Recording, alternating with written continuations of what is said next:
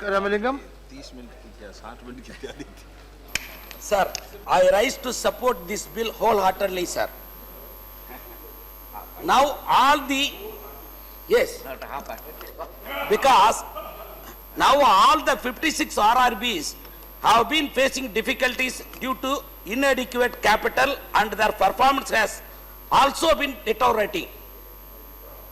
To safeguard the RRBs, our Honorable Finance Minister taken a good effort through this bill. So, I can call this bill as caretaker of RRB. The NABARD, the regulating body of rural banks, has said agricultural credit disbursement by RRBs has been sort of the target. Although private shareholding may ensure financial stability, but we fear that would distract RRBs from their objective to strengthening the rural economy.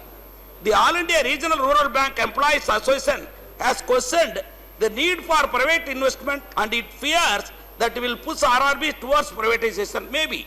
But if this is not in the intent of the government, then it should make it clear and assess their concerns, sir. Sir, regional rural banks have been suffering for a long time. Since their inception, successive governments appointed so many committees, but the recommendations were ignored. These banks could have done better had sponsor banks played a proactive role in guiding them and state governments provided conducive banking environment. Sponsor bank often open branches in areas where RRBs operates. That is the problem, sir. This creates conflict of interest. As sponsor banks approach the same set of customers which RRBs have been serving since inception. This leads to unhealthy competition. Sponsor banks also do not share the profit generated through loan interest, which affects RRB's financial conditions. These issues are not addressed in this bill, so Finance Minister has to consider this also, sir. Sir, under the current model, another problem lies in the fact that the deposit mobilized in the rural areas are not coming back in as an investment. So RRB can show the road ahead in this regard by channelizing the investment into rural areas, sir. Sir, to address this, the All India Regional Rural Bank Employees Association has been repeatedly demanding the formation of National Rural Bank of India by merger of all the RRBs. This is very interesting one, sir. It has to be taken care, sir. The other concern is regarding the salary structure of RRB staff. Among banking institutions within the country, the RRB per employee handle 885 accounts, as against the national average of 464 accounts per employee in the banking industry. Yet the salary structure that the RRB staffs get is not motivating enough, sir. So this also has to be considered.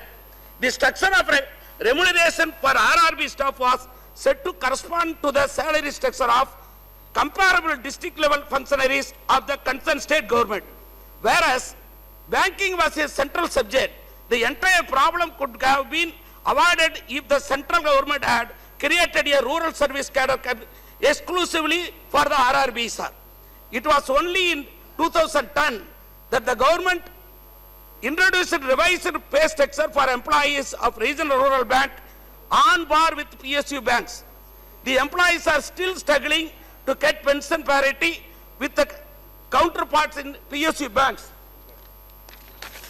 Sir, with this, we also need to address the issue of shortage of staff. Different states of the country are facing severe staff shortage in the rural banking sector. In most cases, in rural areas, it is an officer and a clerk who manage the branch, sir.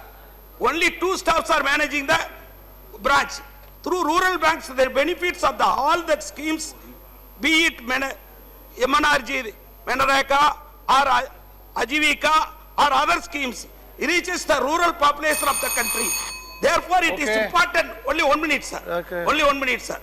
Therefore, it is important that the planning of the manpower in rural banks are considered as a priority of the government. Further focus should also be put in training of the staff so that they could inculcate financial knowledge to the farmers and the villagers. So I welcome this bill with all these concerns. Finance Minister to consider all these things, sir. Thank you. Sri Vivek.